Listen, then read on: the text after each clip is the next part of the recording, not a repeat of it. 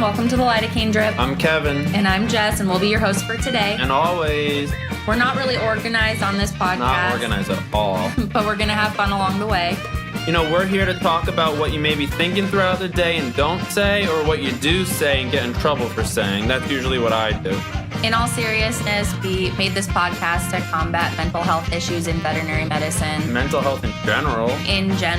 And we're here to inject humor into the darkness of our lives. Very dark, very, very dark lives. So let's get down to it. Let's get down to it.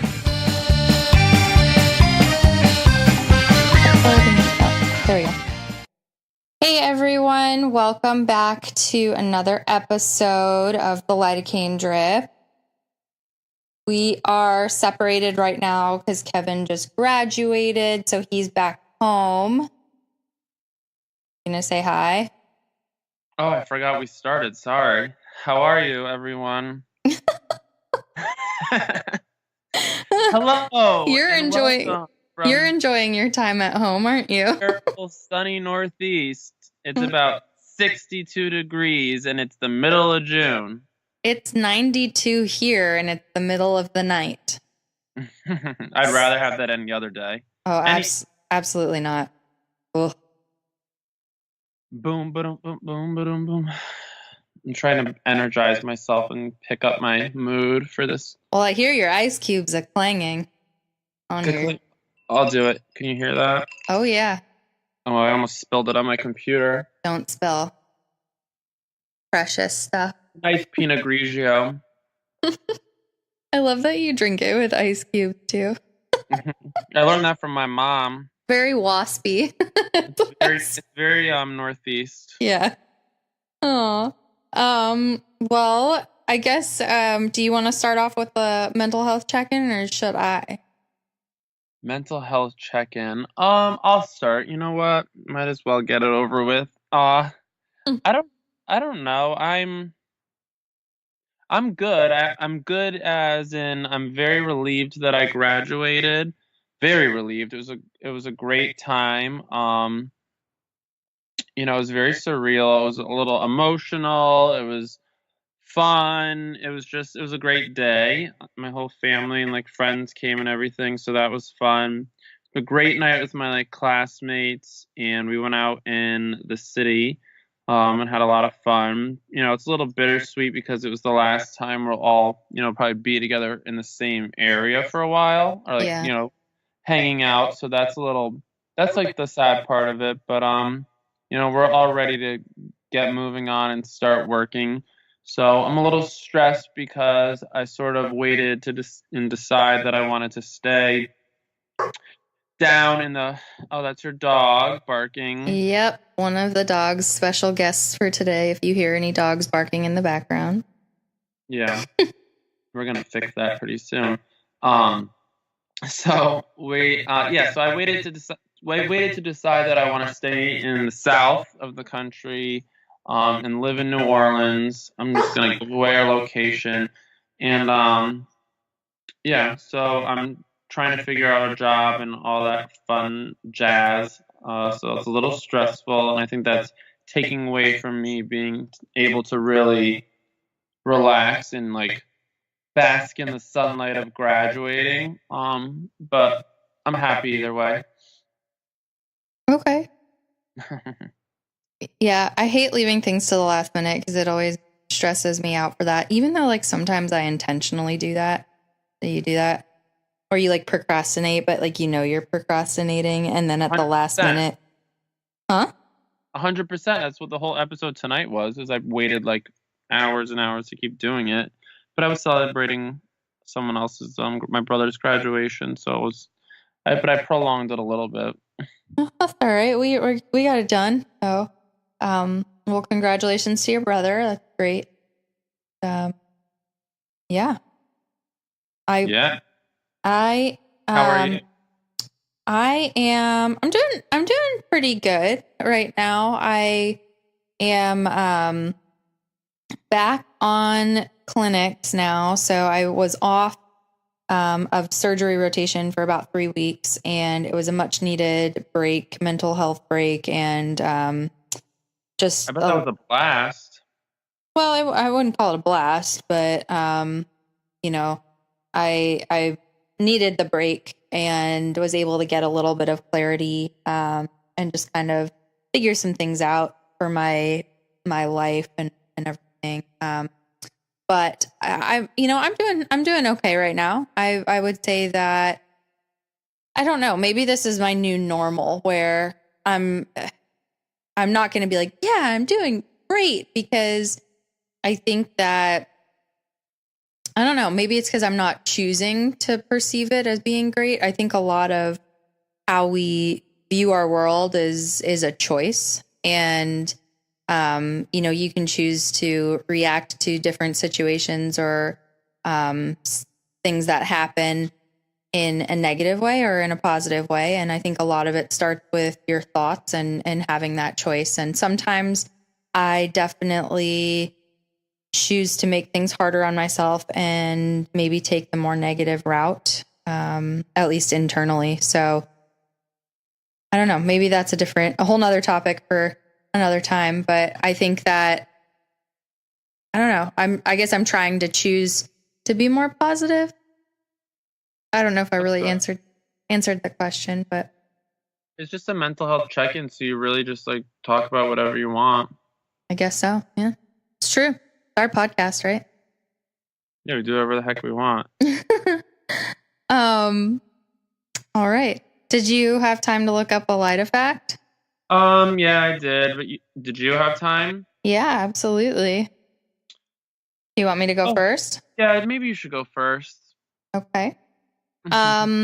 Well, my favorite animal is an elephant, and I like them for several reasons. One of which is it's a little different than a lot of other animal groups. They're a matriarchal society, so they follow one of the female leaders, and that's kind of like their, I guess, group leader. They also are very in tune with each other. They use their trunks and touch to communicate. Elephants are also capable of human-like emotions, like feeling loss, grieving, or even crying. They remember and mourn their loved ones even many years after death, which I think is pretty cool. They also, so the closest living relative to elephants are called hyraxes. And they're small little herbivorous mammals that are often mistaken for rodents. But I think that elephants are just really, really cool animals. They also can communicate. Their trumpets can be heard up to 6 miles away. So they change pitch and tone with like aggression, or if they're under stress or duress or being attacked and like that. So they signal that way. Do you know another trumpet that can be heard 6 miles away? Mm-mm. Want to take a guess? I don't know. It's a joke. Oh.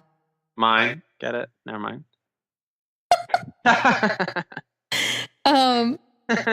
Elephants can also detect seismic signals with sensory cells in their feet. And they can hear or kind of feel those deep pitched sounds when ground vibrations travel from the animal's forefeet or front feet up the legs and shoulder bones and into the middle ear. Okay. So I think that's pretty cool. I mean, there's so many more other things, but I love the creatures, and yeah, I don't know. I'd love to see them again in the wild. Day. So. Yeah. Nice. Yeah. No, it's pretty cool. Yeah. What do you have for us today? So mine's just relating a little bit. Mine's about the Bible. Oh. Yeah, but it's about animals, as I always have to talk about animals.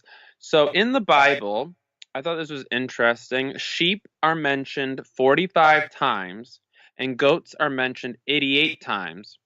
Dogs are mentioned 14, and lions are mentioned 89 times, Hmm. but domestic cats are not mentioned at all. Weird. Rightfully so. What? Scott, I'm just kidding.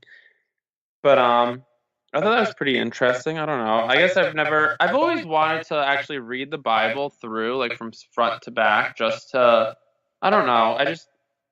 They say it's like one of the most read books in the world, obviously, but like how many people actually read it when they're an adult versus when you're forced to as a kid if you were raised with that religion.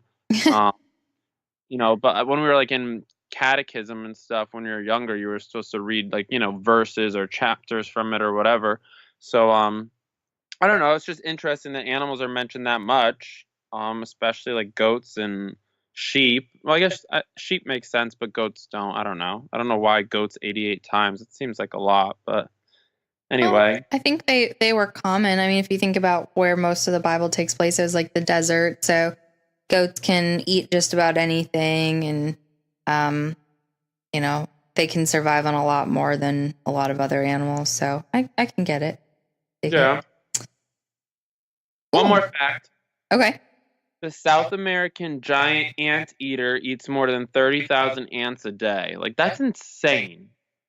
I want to know who counts that. Yeah, like, how do you know? Like, there's 30,000? Like, are you using, like, a thermal camera, like, counting every little dot? Like, come on. Can you imagine if you lost count? You're like, 1, 2. Oh, damn it. Gotta start over again. Maybe they release, like, a certain number in a room with an anteater over a day, and then they, like, once he stops eating and won't take anymore, they're like, okay, that's the average an anteater eats. I don't know. Maybe. All I can say is I wouldn't want that job. Who knows? Who cares? You know? All right. Well, I guess then let's get into our episode and what we're going to talk about today. And I think we were kind of both, it took us a while to come up with a topic to discuss today. We did a poll, and we are going to talk about the topics that we told you guys about on Instagram, but I think we were going to save those for a later date because we felt that a lot of them would be good with some guests that we know of. And they were not going to be available on such short notice. So, I had one other thought. I could try to randomly go upstairs and get my dad to come down and talk about what it's like to have a kid in school. Or we could save that for another time. Do you want to? Do you want to try? Should I go try? Yeah. All right, let's see. All right. We'll be right back.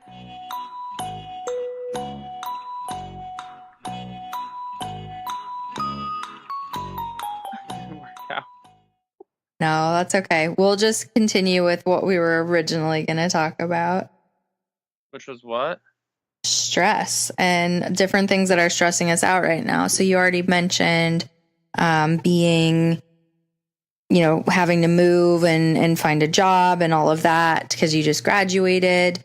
And there's different things, in residency life that I have too. And yeah, that's what we were going to talk about. Okay. Okay. You do not seem very enthusiastic. Do you need some more Pinot Grigio? I already filled someone when I went up, so trust me. Oh, so it was a dual purpose trip, huh? Yep, it was a very dual purpose. Okay. So I guess different things. Oh, I don't know. I don't want to start off with a really heavy tone, but I have this ongoing stress in my residency life where I compare myself and my journey and experiences to other people. So other residents, not just in my program, but other friends that I know that are in different programs elsewhere.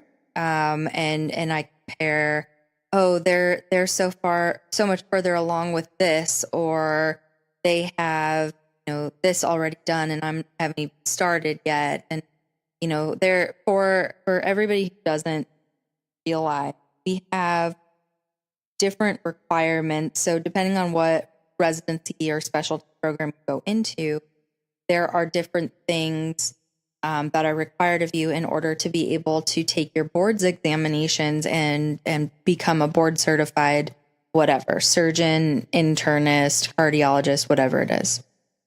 So for surgery, we have to complete our 3 years of a program. Some programs are 4 years, but it's 3 years of clinics. During those 3 years, we have to keep track of every surgical case that we scrub in on, and we have to meet certain numbers for different aspects. So for instance, we have to, over the 3 years, we have to have a total of 60 fractures that we have to scrub in and help out with or perform ourselves. And if you don't have these numbers or you don't meet them for your case log, you essentially have to make those up and can't, quote, finish your residency, unquote, until those are all completed. We also have to perform a research project and get that published to be able to sit for our second board's examination. And that can be something that takes, you come up with and design a project yourself. You look at something retrospectively by going through medical records and then, report your findings based on whatever you were looking for. So there's several different things, but all in all, that process takes about, if you're really speedy, 1.5 years to 2 years total, I would say. Because the publication process itself can take up to 1 year if you have to do revisions and all of that. So that's kind of, the different requirements. We also on surgery have 2 different boards examinations we have to do. So we have the phase 1 board exam in our second year, which is on...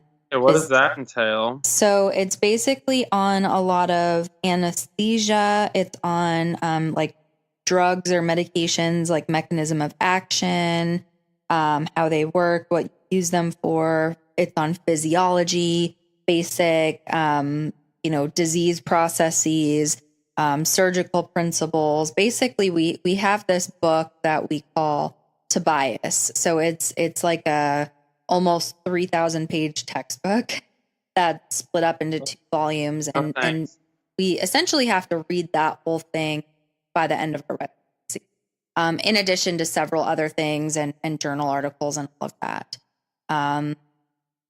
So it can be a lot to keep on top of. And I think one of the things that stressed me out is I know some other surgical residents that already have their project the publication and they're just almost beginning their second year of residence. I had to change my research project recently. So for the past 1.5 years had been working on a different project, and basically I came to the realization that it was getting too complicated with my mentor and all of these things that they kept wanting me to add to make the project better. But I just had this feeling that I was not going to be able to finish this, collect enough data in the amount of time I had available, and then be able to write the paper and submit for publication. You're supposed to be able to do it all. You're supposed to be able to go to you're supposed to be able to go to seminars or whatever lectures that they give you, or whatever case presentations or journal club or whatever. I don't even freaking know what it's called, but you're supposed to do that, and you're supposed to teach students all the time, and you're supposed to do emergency shifts like every other day, and you're supposed to be on call all the time and do all this crap on the side. I think it's just insane the amount of stuff they want you to do. Yeah, it is a lot. And that's why a lot of the times I sound very stressed and kind of defeated on here, is because it kind of sucks the soul out of you, essentially.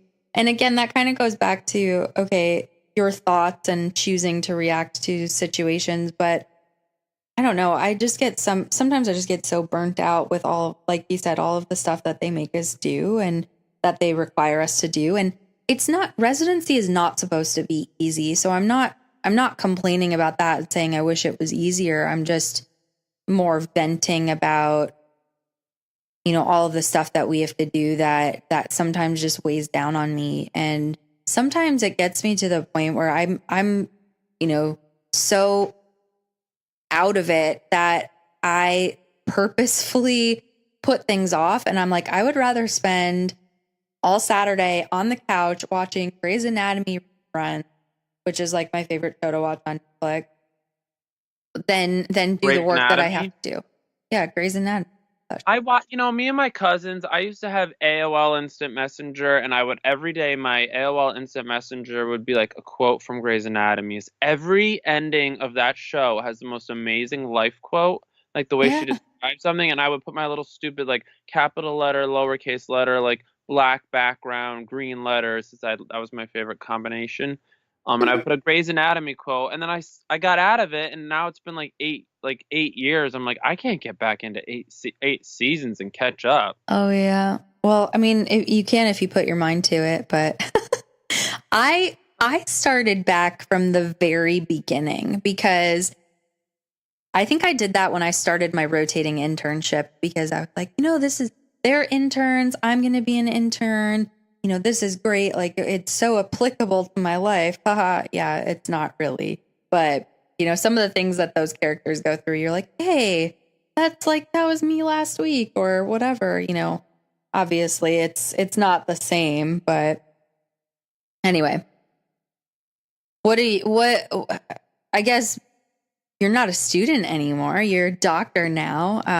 But what were some things that would, Doctor. yeah, doctor.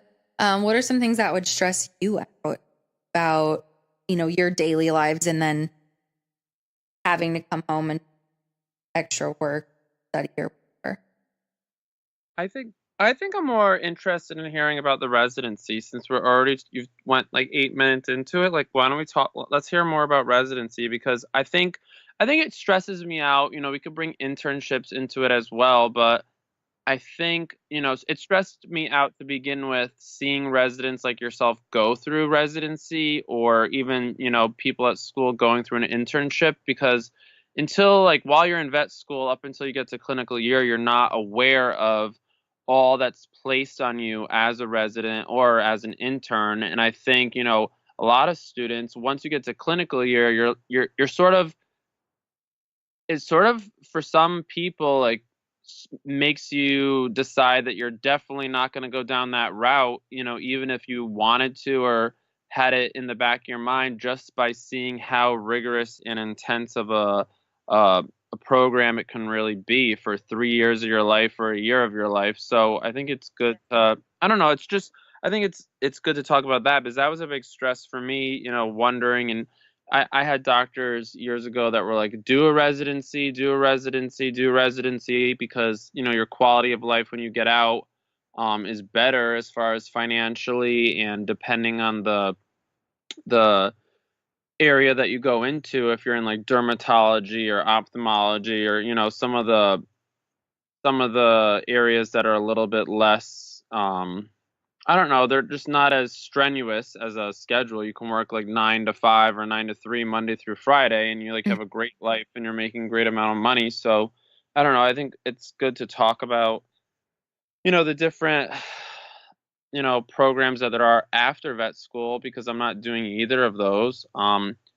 Sometimes hearing all the people in class going through internships, it makes me sort of question should I have done an internship, but then I see internships at different locations that you don't get a good, mentorship or, um, help or program for the year, and it's like you sort of just like wasted a year almost.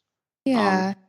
I I think that I guess we can bring that into a little bit. I see what you did there. I totally altered the topic, so we're just Uh-huh. going to talk about residency. Uh-huh. It's good. I don't know. You talked a lot about it. We're not going to bring it up at another date and time now. Um, okay, well, what do you want, where do you want me to start? All right, so I want to start with internships because, I was unaware to begin with that for every or a majority of the residencies, besides I believe like lab animal, that you need to have a year internship prior to that. So on top of your 2 to 3 to 4, I think it's usually just 2 to 3, but 2 to 3 year residency, you have to do a year internship. At least, yeah. So, So, and you have to do it. You can talk about it like sometimes you have to do two, or I know people at the school that have done more than that. So it's very intense. yeah. For me, I personally couldn't do it. So I guess you can elaborate on that. So yeah, for lab animal medicine as well as anatomic or clinical pathology, you do not need to do a rotating internship. I'm not aware of others that you are not required to do a rotating internship for. But I know that those three off the top of my head, you do not need to do a rotating internship. Um, I mean, I kind of knew I wanted to go into surgery, so I knew that my path was going to be long. And when this is all said and done, I mean, I'm 3 years now, which I cannot believe that I graduated vet school 3 years ago. I am three I can. years I'm three just kidding. years into postgraduate training at this point, and I have 2 more years to go. So by the time I'm done with my postgraduate training, by the time I'm done with all of the schooling, all of the extra training, I will be essentially entering the workforce at the age of 33, which That's not that bad. That's I basically what. know, but that makes me like, oh my God, I feel so like, well, that makes me feel old. And I know that's not as old as, a lot of different things, people and situations. But for me, I'm just like, I feel like I've been waiting and working hard and getting to this point. And it's just like, oh my gosh, can we get there already? But so I always knew I wanted to road trip. And I think that there's kind of two schools of thought. So there's the group of people that definitely, or maybe want to specialize. So they know that the first step is to road trip to that route. Then there's the people who are like, I'm not really interested in specializing, but I want to get more experience because I don't think I'm ready straight out of school to practice it. And I'll be honest, I think that my thoughts on veterinary medicine, I think we do get a very comprehensive education. I heard somewhere once somebody said that when veterinarians graduate vet school, they have a skill set equivalent to a second year medical resident. So I guess that kind of tells you, a parallel between human medicine and veterinary medicine in terms of education, because I think we get in our fourth year of clinical education, we get kind of a crash course in all of these different aspects of veterinary medicine, and we gain skills and then have boards exam and all of that stuff. So I do not, however, think that everybody, at least for myself, I was not ready to practice medicine straight out of school. I felt like while I had a good existential grasp on everything and different disease processes, I did not feel like I had that drilled into my brain yet to the point where I felt comfortable enough going about my day and not worrying about not killing all of my patients. Do you kind of know what I mean? Yeah, I still feel that. Yeah. So I kind of am of the mindset that I would, and I know it's not right for everyone, but I would encourage everybody to consider doing an internship, because while it is a year of hell. I'm not going to sugarcoat it. It's a difficult thing. You come out of that experience so much more confident, so much more marketable. You essentially have, in that 1 year, you gain about 5 years of experience for somebody who goes out to GP and is doing all of these things. And you just, because of the volume of cases and the daily case rounds and, you know, things that you have to do as part of your learning in your internship, that knowledge is there and you don't have to continue to look it up in a book every time. So for me, it was very valuable in that sense because I gained experience and confidence, and I felt more secure in my decision making, because once I had, you know, a certain case a couple times, and I had the first 2 times run my treatment plan or my course of action by a senior doctor in my internship, then the 3rd, 4th, 5th time, I didn't have to do that because I was like, all right, the training wheels are off and you can just, you know, like, I got this kind of, you know? Yeah. I think that, and this might be an unpopular opinion, but I think that eventually veterinary medicine should go the route of human medicine, and everybody should be required to do an internship. Just because I feel like Back off. I feel like it would advance the profession, and you'd get people who, I mean, you'd get people who you feel more confident in their skills as doctors. Yeah, I think I guess I haven't thought of it as far as everyone should do an internship. I think that veterinary medicine should be more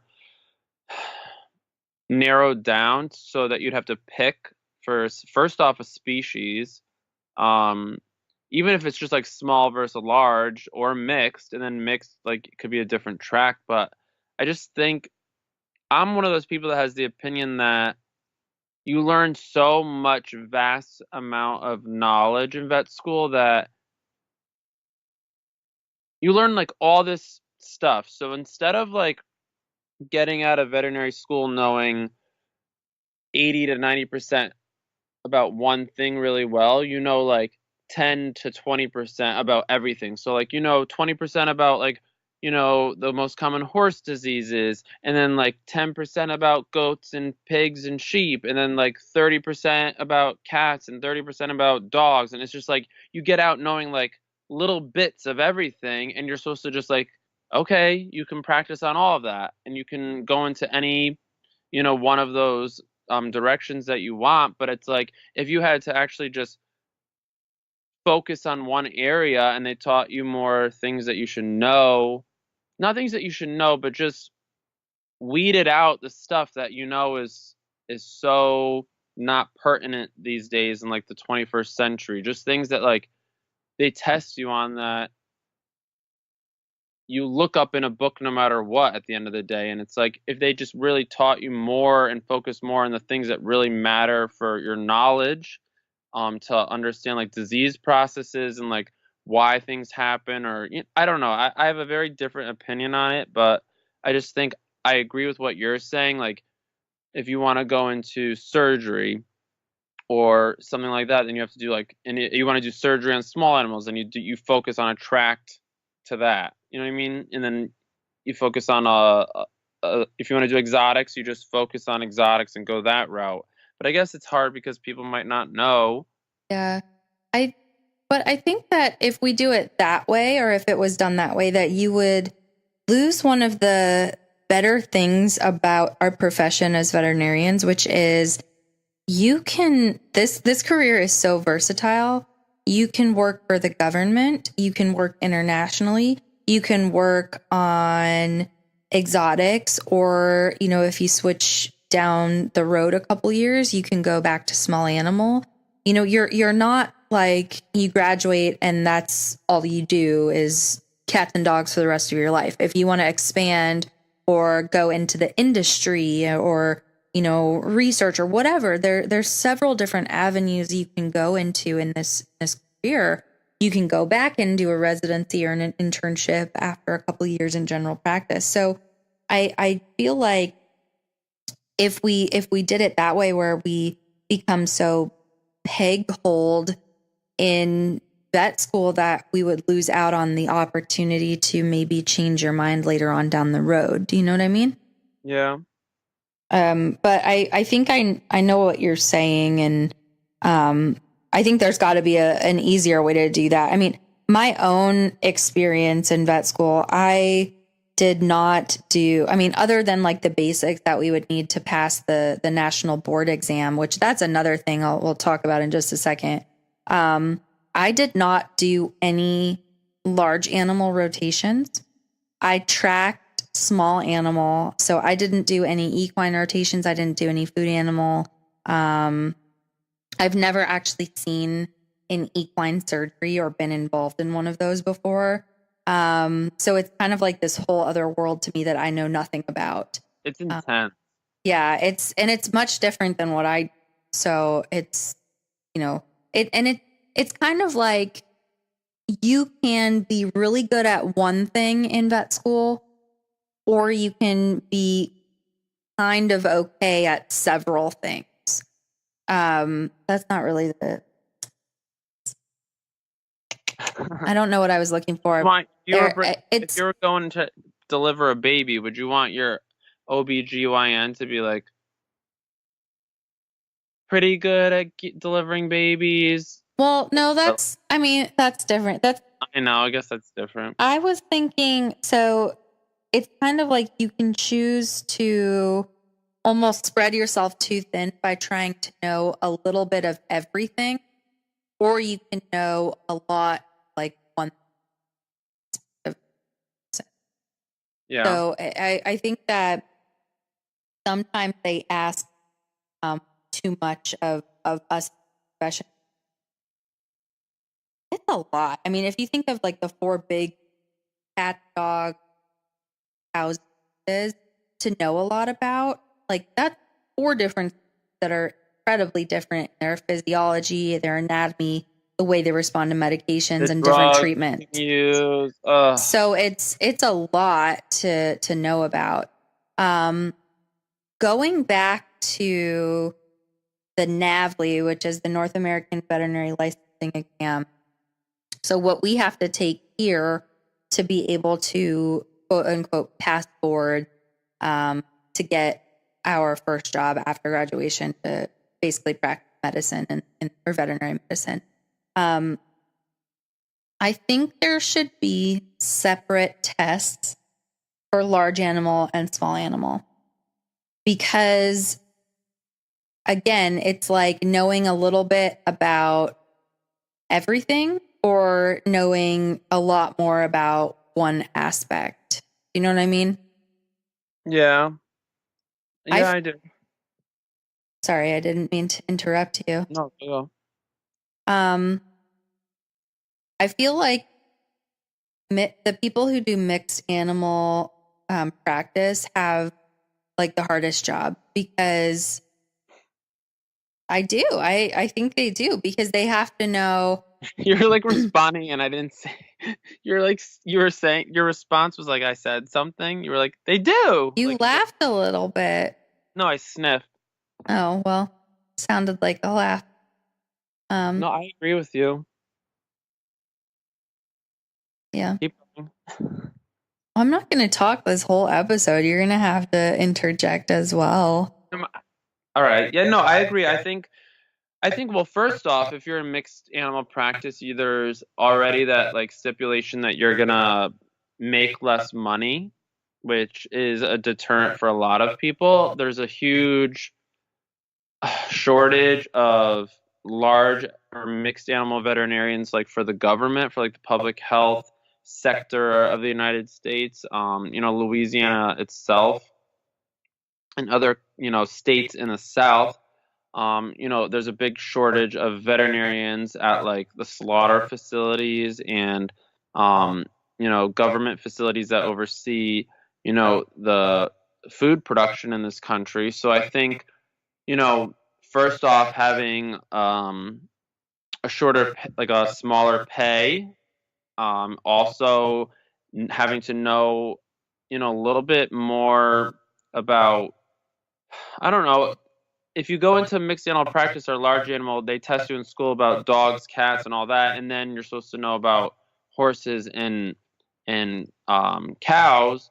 But at the same time, a lot of what's emphasized in like clinical year and during school is small animals. So I think it's like a double standard that you get out, and if you want to go into mixed animal practice or food production or work with equine, you're supposed to know everything about horses and cows and chickens and sheep and goats, but yet that's the area that's least emphasized during vet school.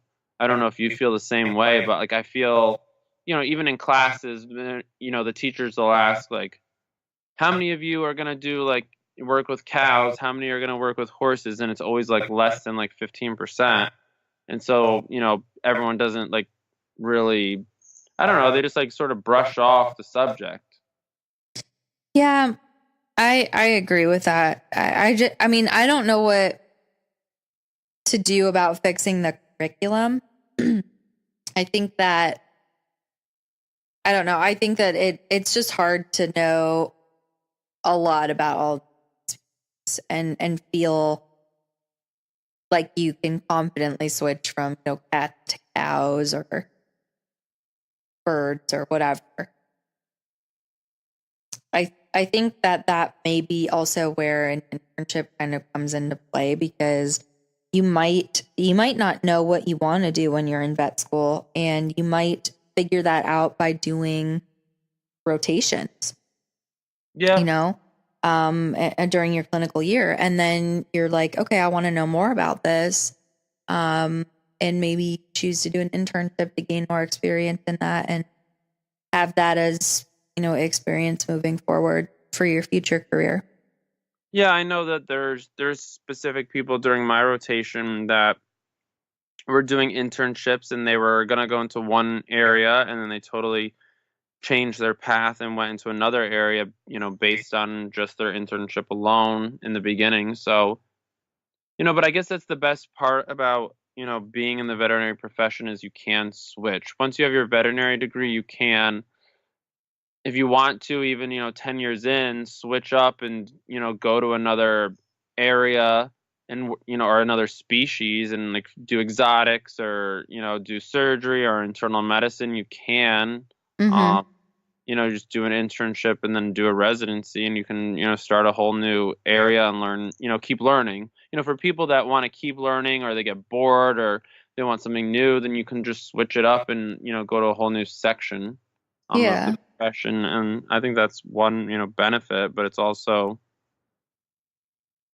I don't know, it's a benefit, but it's also a hindrance at the same time because you can just keep on going from area to area. I don't know. You know what I mean? Do you get what I'm saying? Yeah, I can see that.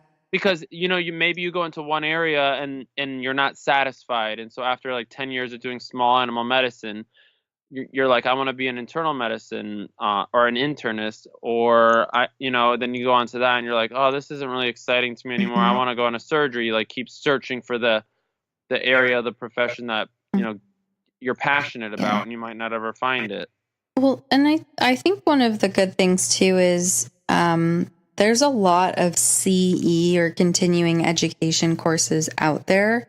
So, if you want to learn, or better your ultrasound techniques, you can do that. There's courses you can go take for a weekend and do that.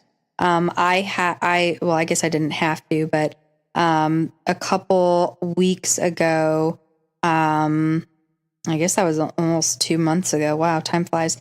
I participated in a CE course about fracture repair, and there's certain things you can do if you're interested in them. So I would encourage people, if if internships are not your thing, or you just can't financially, or your family or whatever the situation is, if you can't do an internship, seek out those CE courses and further your education there, or supplement what you learned in vet school with those things, because those will also make you more marketable. They will also give you skills to be able to practice on and build your career and your practice from. So I think that's kind of an alternative if you're unable to do an internship, I would say. Yeah. Yeah, that seems like a good area. So I guess we can talk a little bit more about, so that was my first internship, was rotating. Sorry, I have like a tickle in the back of my throat. So I feel like, I don't know. I feel like that's a sign I've been talking too much, but You're saying I'm not talking enough. yeah, it's like kind of role reversal, but it's Role okay. reversal? What does that mean? You're saying I always talk? Yeah. All right, well then I don't feel bad. I thought you were trying to make me feel guilty here. It's fine. So depending on depending on what field you go into, or maybe the better thing is, a lot of specialties are becoming more competitive because a lot more people are going to specialize after, vet school. So that makes the few spots that are available even more, desirable. So for actually, ophthalmology is one of the most competitive specialties. I think this year, I'm probably going to misquote this information, but I think this past match cycle, there were only, I want to say, 8 residency spots in the entire country. Really? that were in the match program. So 8 spots for a couple hundred people. So that's pretty dang competitive. And surgery is not that bad, but surgery is definitely one of the competitive ones as well.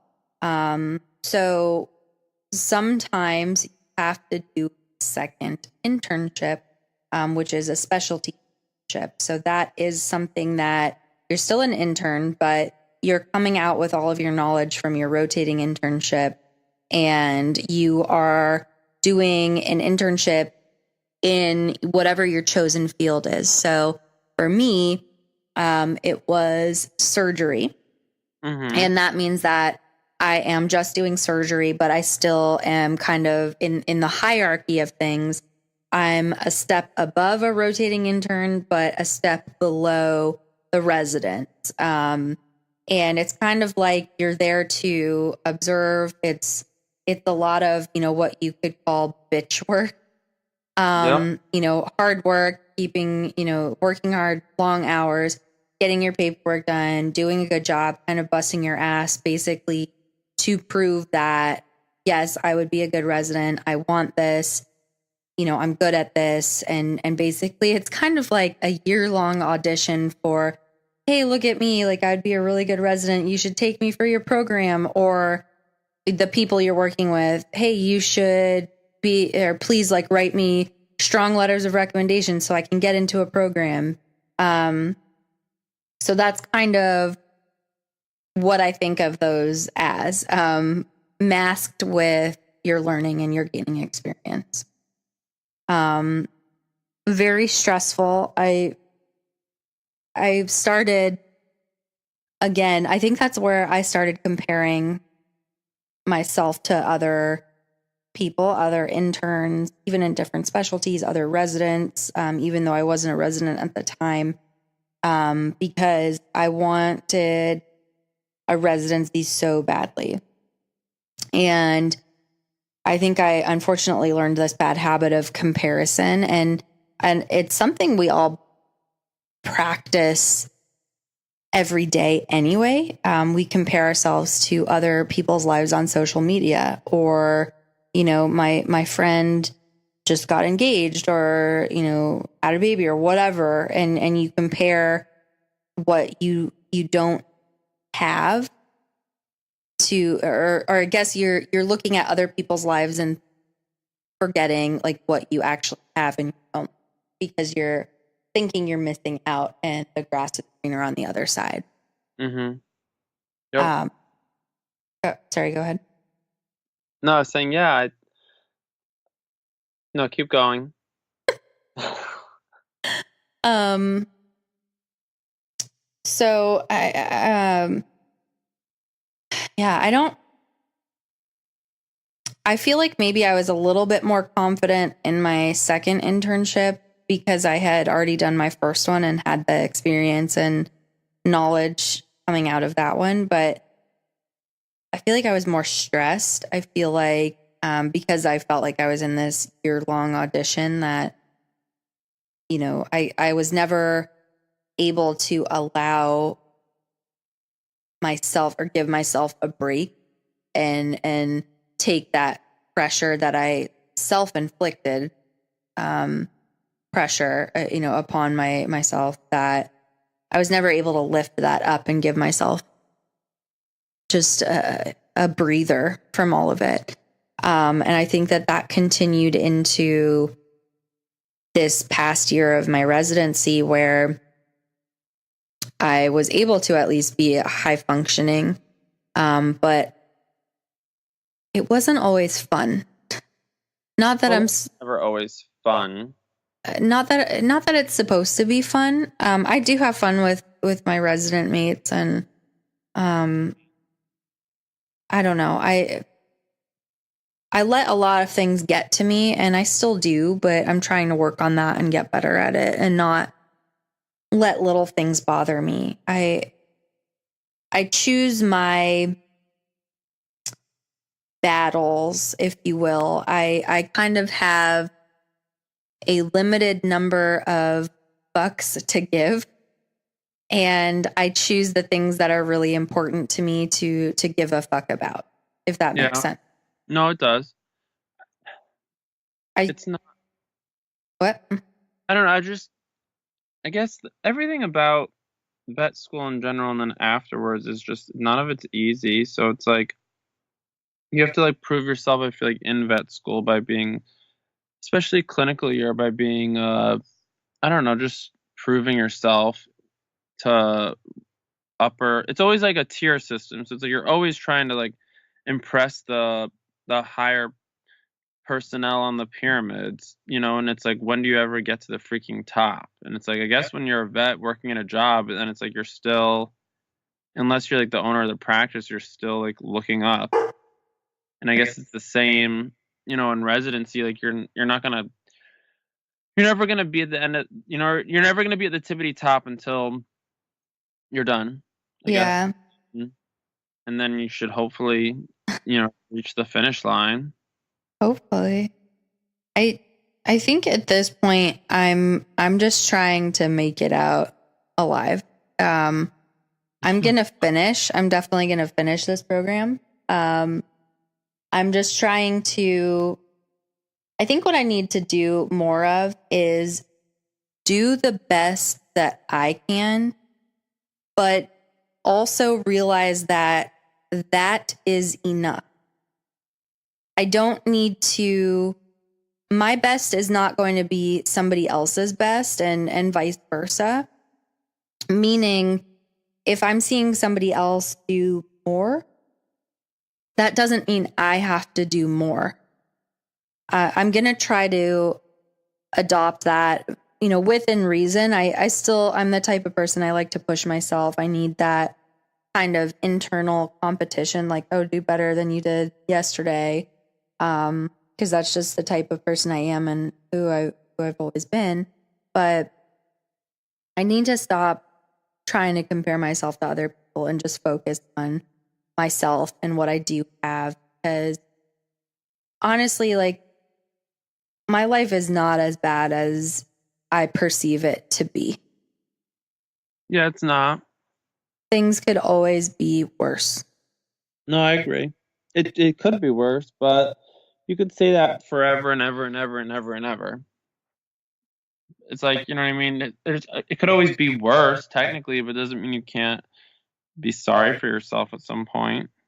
Yeah, but that doesn't get stuff done, at least for me. If I allow myself to go down that path and feel sorry for myself, I lose my motivation. I lose my little internal fire that kind of keeps everything going. And then next thing I know, I've binge watched a whole season of Grey's Anatomy or something. So I think that, I don't know. I think that maybe that's the change I need to make, is trying to stop compare to other people and just do the best that I can and realize that that's enough. My best is not always going to be good enough, but it should be good enough for me, because I can at least walk away and say, you know what? I did my best. And learn from it, and you can always do better next time. Amen. Yeah. I don't know. I don't really feel like we talked a lot about anything this whole episode. Well, if we don't, then we'll just have to. If we didn't, we'll just have to go and I guess redo it. Yep, that's true.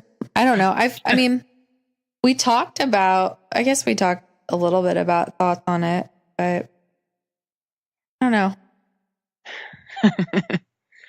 Well, it's been a rough week. It's been a rough few weeks. It's like, it's not easy being so amazing and putting our podcast out every week,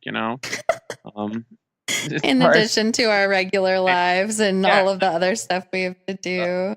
I don't have anything really going on right now besides finding a job, but I had graduation and I drove up, and it's hard to get two people to freaking get together to make an episode. Absolutely agree.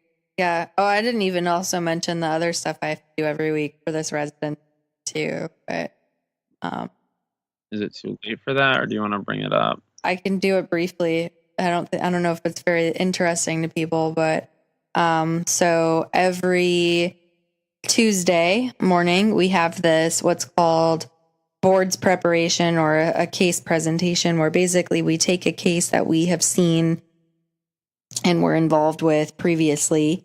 So maybe it's a humeral fracture or an arm bone fracture. And we have to know all of the different ways you could repair it.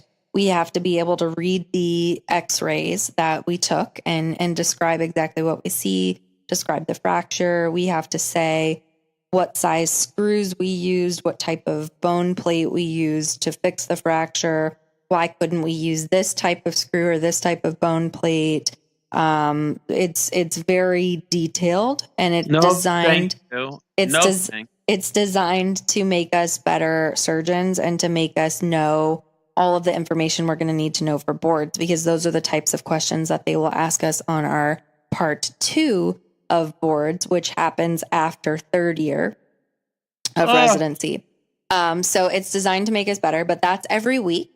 And then on Wednesdays, we have book club. So that 3,000-page textbook that I was talking about earlier, we usually talk about that amongst ourselves every Wednesday morning. And then Thursday, we usually have 4 or 5 journal articles every week that we all are responsible for reading and then kind of presenting in a group and discussing with the surgeons. So that's a little bit about what I have to do every day. And that's just kind of what I consider my second job. So my first job is at the hospital. My second job is all of the studying and reading and extra work I have to do for my first job. And then my third job is, taking care of myself and my house and all of the animals and stuff like that. So I think you can hear the dogs outside my door right now bark.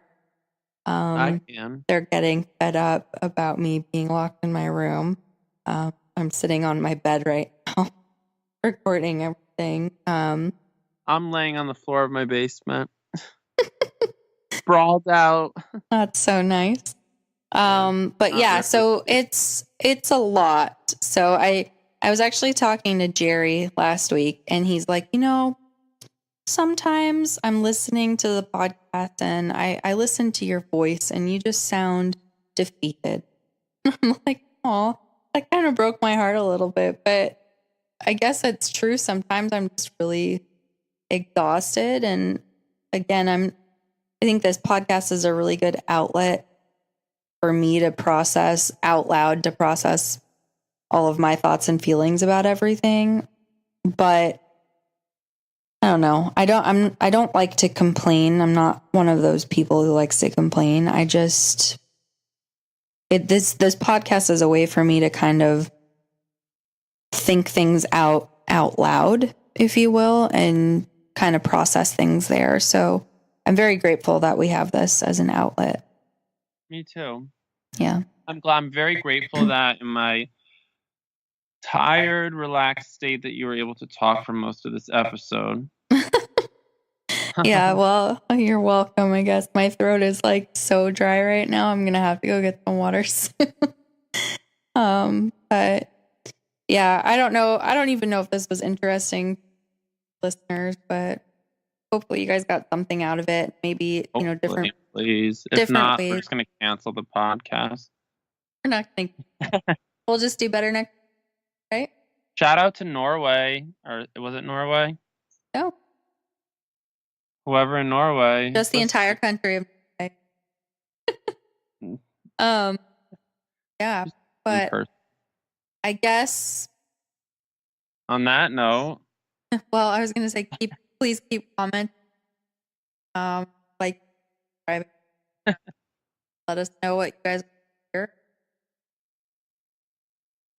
Anything else you want to say, Kevin? We're on iHeartRadio. iHeartRadio. It's so easy to go on that stupid app and look it up. And wouldn't say it's stupid, didn't it? No, take but us you know a while what? to get approved? That's the term of endearment. Okay. Okay. All right. It's like if I used to have Spanish friends in high school. Like, you're so stupid. Like, they love you, but they're funny stupid. You know? Maybe. I don't know. You went to a different place than I did. All right. Well, I guess on that note. On that note, we're gonna have to repeat this episode. No, we won't. If they hate it, they hate it. They hate it. They hate it. It was a candid conversation. There you go. A one-way conversation. Yep. All right. Well, on that note. Let's get down to it.